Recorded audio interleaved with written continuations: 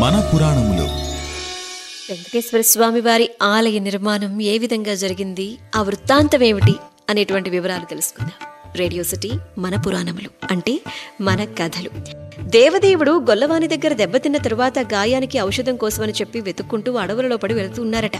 దేవగురువు అయినటువంటి బృహస్పతి ఆ విషయాన్ని తెలుసుకుని వెంకటాచలానికి వచ్చి స్వామివారిని దర్శించుకున్నారట. శ్రీహరి బృహస్పతిని గౌరవించి తనకు తగిలినటువంటి దెబ్బకు ఔషధాన్ని తెలుపమని కోరుకున్నారట. అప్పుడు బృహస్పతి, పద్మనాభ, భక్తులను సంరక్షించటానికి నువ్వు ఎన్ని కష్టాలు పడుతున్నావయ్యా, నీ గాయానికి తగిన ఔషధం మేడి చెట్టు పాలయందు జిల్లేడు పత్తిని తడిపి గాయానికి పట్టు వేయాలి. ఈ విధంగా వారం రోజులు చేస్తే గనక గాయం పూర్తిగా మానిపోగలదు అని చెప్పి సెలవు తీసుకుని దేవగురువు యథాస్థానాన్ని చేరుకున్నారట. శ్రీహరి మేడి చెట్టును వెతుక్కుంటూ వెళుతూ ఉండగా మార్గ మధ్యంలో ఒక పర్ణశాల కనిపిస్తుంది. చిన్నగా నడిచి ఆ పర్ణశాలను దేవదేవుడు చేరుకుంటారు. ఆ పర్ణశాల లోపల శ్రీకృష్ణనామ భజన గోష్ఠి వినిపిస్తుంది. వెంటనే భజన నిలిపి బయటకొచ్చి చూస్తే శ్రీహరి కనిపిస్తారు. వెంటనే లోపలికి తీసుకుని వెళ్లి విచారించి దేవగురువు చెప్పినటువంటి వివరం అంతా విని వకుళాదేవి బృహస్పతి చెప్పినటువంటి విధంగా ఆ గాయానికి మందు వేసి కట్టుగట్టి అనేక రకాల పళ్ళు, పాలు ఆహారంగా ఇచ్చి శ్రీహరికి బడలిక తగ్గిన తరువాత నీవు వెళ్ళు, అంతవరకు నా దగ్గరే ఉండు అని చెప్పి అంటారు. ఎవరు తండ్రి నీవు అని చెప్పి వకుళమాత ప్రశ్నిస్తే, అమ్మా నన్ను మర్చిపోయావా, నన్ను బాగా గమనించి చూడు అని చెప్పి వకుళమాతకు పూర్వజన్మ స్మృతిని కలిగిస్తారు. శ్రీకృష్ణ అవతారాన్ని చూపిస్తారు దేవదేవుడు. నా తండ్రి నువ్వా అని చెప్పి ఆ తల్లి ప్రేమగా ఆ కొడుకుని కావలించుకుంటుంది.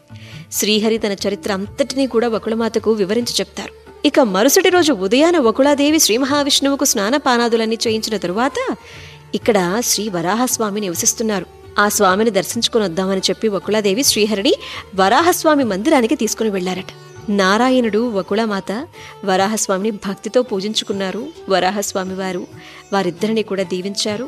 విష్ణు పరిస్థితిని తెలుసుకుని వరాహస్వామితో శ్రీహరి, నేను ఈ కొండపై నివసించేందుకు కొంత స్థలం కావాలి అని చెప్పి కోరుకున్నాక వరాహస్వామి విష్ణుమూర్తిని క్రయధనాన్ని ఇస్తే గనక ఇస్తాను అని చెప్పి అంటారట.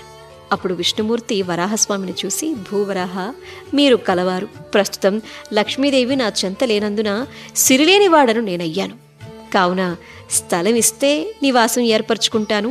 నా దర్శన భాగ్యానికి వచ్చేటువంటి భక్తులు మొట్టమొదట మిమ్మల్ని దర్శించుకున్నాక మీకు నైవేద్యాలు సమర్పించుకున్న తర్వాత నా దగ్గరకు వచ్చి నన్ను దర్శించుకుంటారు అని చెప్పారట.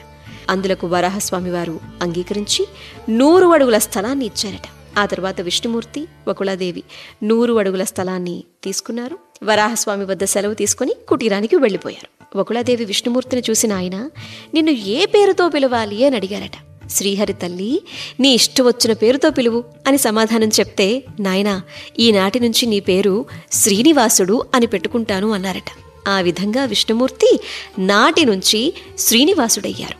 ఆనాడు శ్రీహరి వరాహస్వామికి ఇచ్చినటువంటి వాగ్దానం ప్రకారం నేటికి కూడా భక్తులు బంగారు పుష్కరిణి వద్ద ఉన్నటువంటి శ్రీ వరాహస్వామి వారిని మొట్టమొదటిగా దర్శించుకుని ఆ తర్వాత శ్రీ వెంకటేశ్వర స్వామి వారిని దర్శించుకోవడం మొదలుపెట్టారు. వెంకటేశ్వర స్వామి వారికి సమర్పించు నైవేద్యం కూడా మొట్టమొదట వరాహస్వామి వారికి సమర్పించిన తరువాత శ్రీ వెంకటేశ్వర స్వామి వారికి నైవేద్యం సమర్పించడం జరుగుతూ వస్తుందన్నమాట.